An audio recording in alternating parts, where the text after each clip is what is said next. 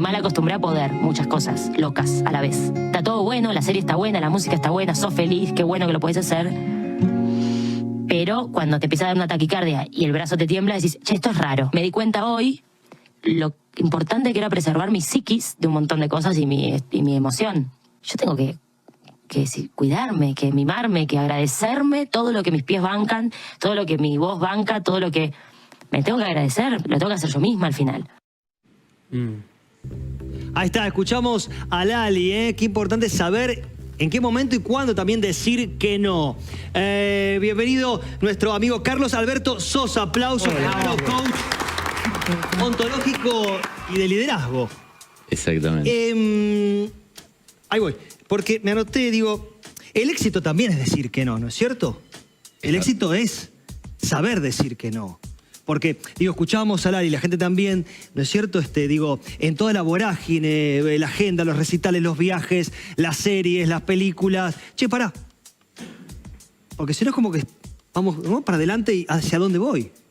Exacto. Liderar tiene que ver con saber establecer límites, saber decir que sí, saber decir que no, a las personas indicadas, pero sobre todo escucharse. Y esto de priorizarse para poder poner freno es fundamental, porque liderar implica poner el corazón, poner el cuerpo y también la mente. El cuerpo, gracias por el pie, porque dice el cuerpo y la mente, como estamos viendo, también necesitan un espacio para tomar ese impulso. La pausa también es una forma de liderazgo. ¿Eso qué significa? Bajémoslo al cotidiano.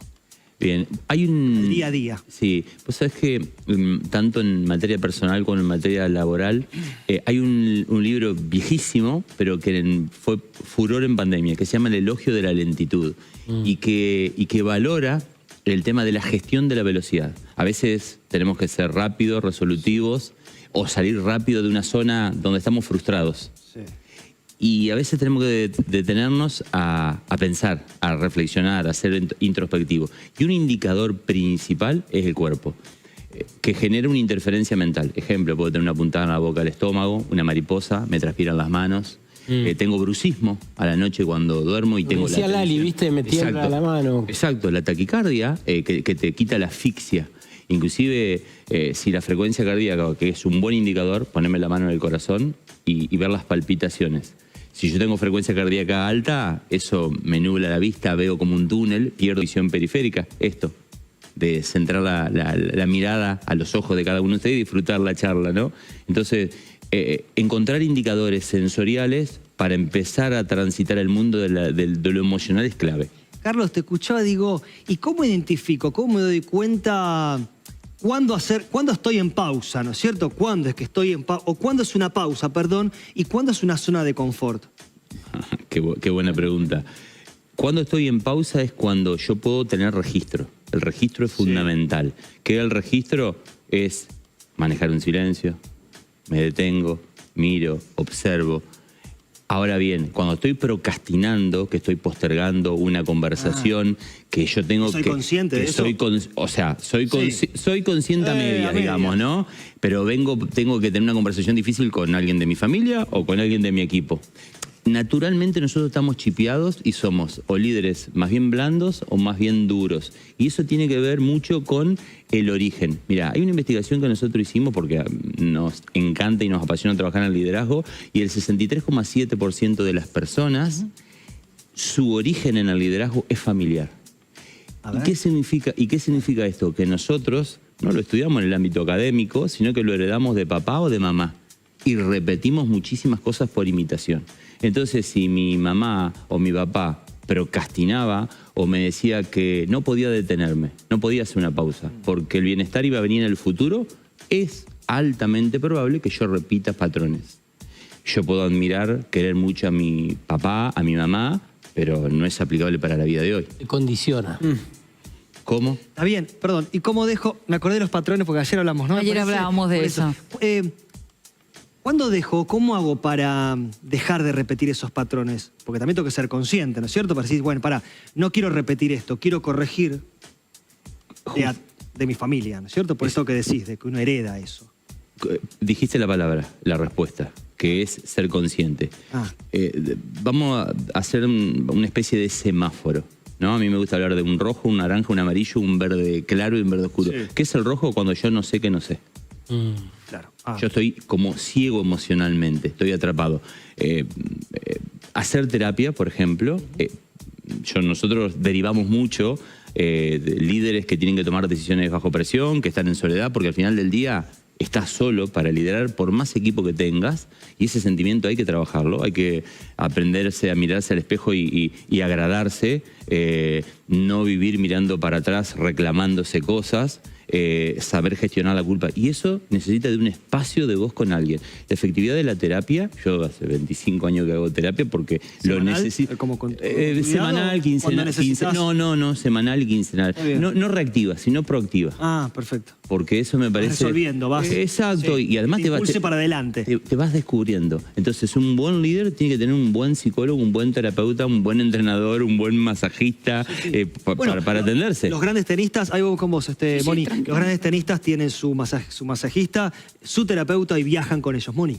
No, me preguntaba el otro porcentaje, ¿no? El 63% de la familia. También uno ve que líderes muy fuertes que se han destacado, los hijos muchas veces no encuentran los lugares o caen en adicciones o caen en unas cuestiones que por no alcanzar ese nivel van al opuesto, ¿no? Porque, ¿qué sería? ¿El porcentaje restante de los 63? No lo digo el número porque no me va a salir. No, es interesante ese porcentaje que decís vos cuando tenés un papá por ahí muy líder con un carácter muy fuerte, a veces aplaca a ese hijo que no se puede expresar. Ahora, ese otro porcentaje del 36% aproximadamente tiene un referente que es laboral. Entonces, si yo tengo un fuerte vínculo con mi papá, con mi mamá, o con un abuelo, o con un tío que me inculcaron muchas creencias y además eso se conecta con un líder de similares características en el ámbito laboral, ese patrón está potenciado. Y erradicarlo, tomar conciencia para erradicarlo, es más trabajo. O sea que a través del coaching cualquiera puede ser líder, trabajándolo. O lo rescato de los padres o lo rescato de otro familiar, pero podemos trabajarlo. Bien.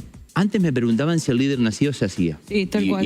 Y por ahí va esto. Hoy las neurociencias hablan de un concepto que es neuroplasticidad.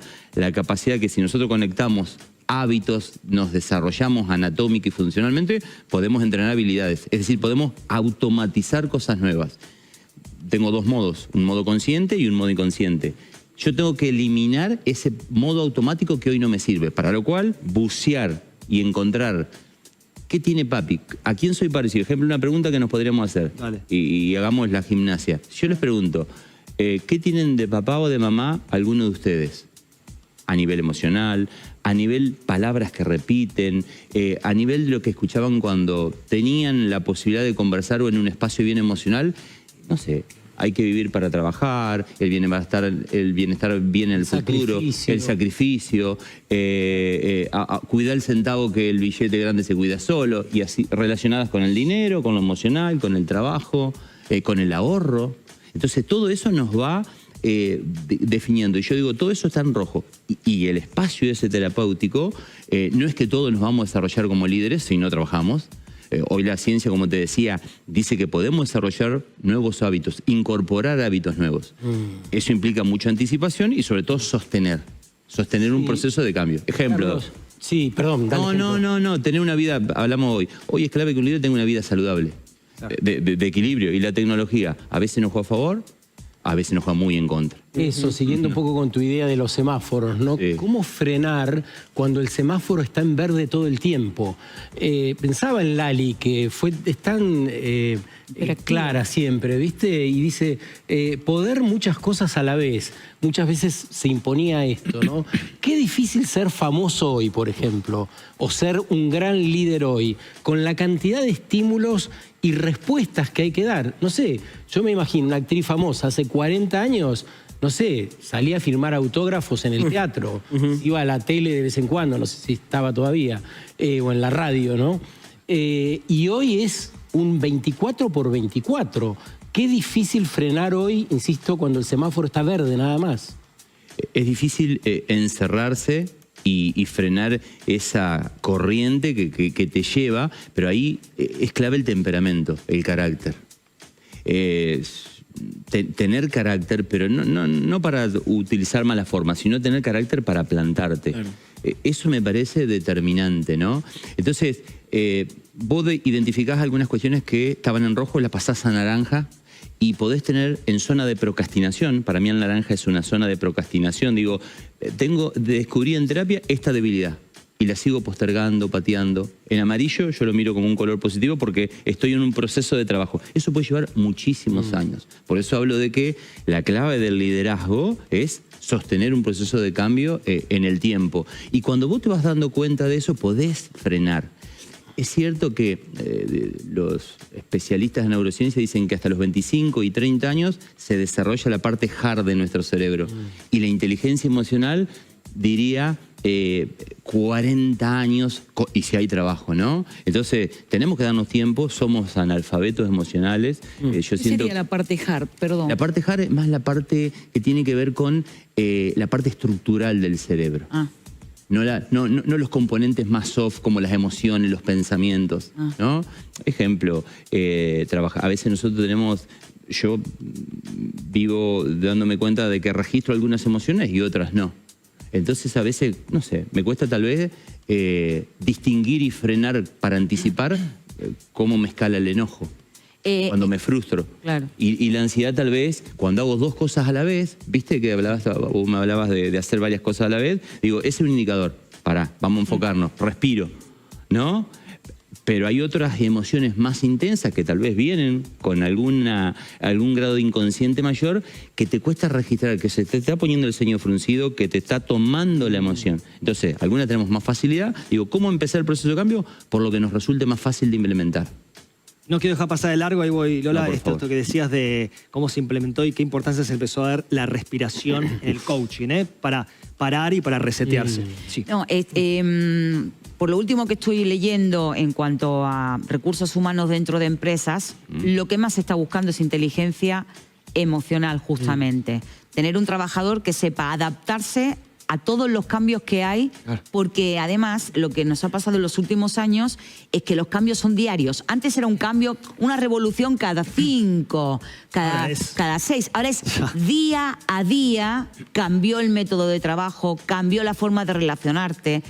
Bueno, en la pandemia, como vos bien contabas, por ejemplo, de repente tenías trabajadores que lo iban a hacer desde casa. Había que acoplarse al Zoom, el Zoom se cortaba. Quiero decir, empezamos a transitar todo ese tipo de cambios. Ahora, yo creo que nosotros somos herederos de una sociedad que nos exigía estar ocupados todo el tiempo porque perder el tiempo estaba mal visto. Entonces, es muy difícil abstraerse de esa educación y de esa estructura que, como vos bien decías, hasta los 30 la tenés arraigada. Yo me pregunto, ¿se puede también tener el tiempo ocupado si uno se organiza?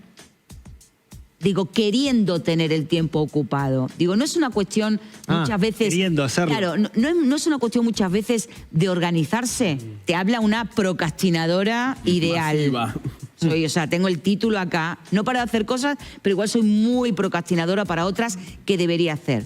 Un ejemplo, tengo que hacer deporte. ¿Por qué nos cuesta tanto organizarnos sabiendo que tenemos que hacer determinadas cosas? Nos cuesta organizarnos porque hacer deporte, en este caso, en el ejemplo que traes, tal vez no está siendo la prioridad. Y te mentís a vos misma, donde sí tengo que hacer deporte. Ya la palabra tengo, el lenguaje, te lo está poniendo como una carga. Claro. Y hay un término que cuando lo escuché, digo, lo tomo porque es de Robin Sharma, que él dice forzar rutinas. ¿Qué sería forzar rutina? Se habla de optimizar. Digo, si yo no sé ahorrar, ¿qué sucede si me hago una especie de embargo o débito para tener un seguro de retiro? Porque no sé manejar el dinero, porque lo tengo y lo gasto.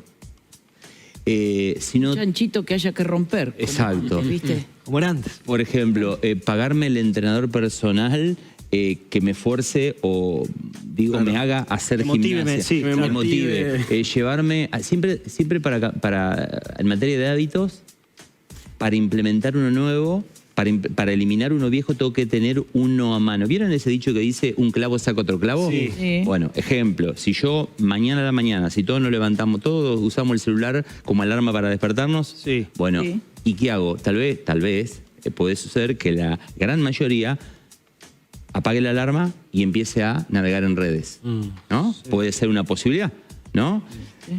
Y eso no es un buen hábito, eso nos acelera, nos genera determinada ansiedad. Si yo quiero cambiar ese hábito, hoy a la noche tendría que llevarme una copa de agua que me marque, que sea como mi faro, anticipándome que mañana cuando yo abra los ojos, apago el celular y va a estar ese vaso de agua. Y eso me va a hacer ir al vaso de agua. Y yo hoy lo tengo que visualizar. Y dejar la ropa lista del gimnasio para arrancar con eso. Eso a muchas personas les es funcional, a otros tal vez los acelera. Las ¿no? organizaciones Pero- tienen la suficiente plasticidad para poder atender estas necesidades que tienen los líderes o los mandos intermedios, inclusive las personas en general. La respuesta es depende. ¿Por qué? Porque si hablamos de una organización y el rubro influye mucho, la actividad, si está atravesada por la tecnología, si es abierta a los cambios, la cultura. Normalmente, no con esto quiero matar a las empresas con más antigüedad, pero normalmente las empresas que han nacido del año 90 para atrás, porque del 90 hacia adelante globalización, información en poder del cliente, de la gente, hoy hay mucho más información. Las que nacieron del 90 para atrás están como más duritas, más estructuradas. Y dicen, pero si a mí siempre me fue así, miran por el espejo retrovisor y no miran por el parabrisas. Y les cuesta más cambiar. Entonces hoy una pyme, un emprendedor o un joven es más plástico de ese punto de vista. Ahora bien, también hay una narrativa que a mí no me gusta mucho, que está de moda matar al líder. Y hoy al líder también hay que comprenderlo. ¿Y quién es líder? ¿Yo en el hogar, gerenciando? ¿O yo en un emprendimiento, o en una pyme, o en una multinacional? Entonces digo, tenemos que encontrar el equilibrio, porque a los vínculos, cuando hablamos de liderazgo hay tres partes. Está un líder, está un liderado y está el vínculo. Y el liderado, independientemente del cargo, tiene que liderar, tiene que ser protagonista. Entonces, a la organización, que hay que hacerla flexible, ese cambio no tiene que venir siempre de arriba. Sí. Carlos, vamos con la última. Siento que en el no es para que me respondas, simplemente siento que en el de atrás de no poder decir que no es también necesito complacer a los demás, ¿no es cierto? Para cerrar, ¿me ayudás con esto? Te lo leo. Liderar no es dar órdenes, es desarrollar a otros para que brillen sin ti. ¿Me traducís esto y cerramos? En el liderazgo, me encanta esa frase, en el liderazgo hay dos aspectos. Un líder tiene que asignar una dirección y tiene que trabajar la influencia. Dirección es marcar un rumbo, un propósito, un objetivo, y también tiene que modificar comportamientos propios y ajenos. Eso es inspirar de alguna manera lo que dice ahí. Señores, Carlos Alberto Sosa, bienvenido. Y por esta explicación, pero tan contundente, tanto para hablar. Corte, ¿no es cierto? Ahí está. Y por supuesto en el Instagram te sigue la gente. Está clarísimo que ya apareció por ahí. Ahí venimos, corte. Hasta las 7 te acompañamos. No te muevas de ahí.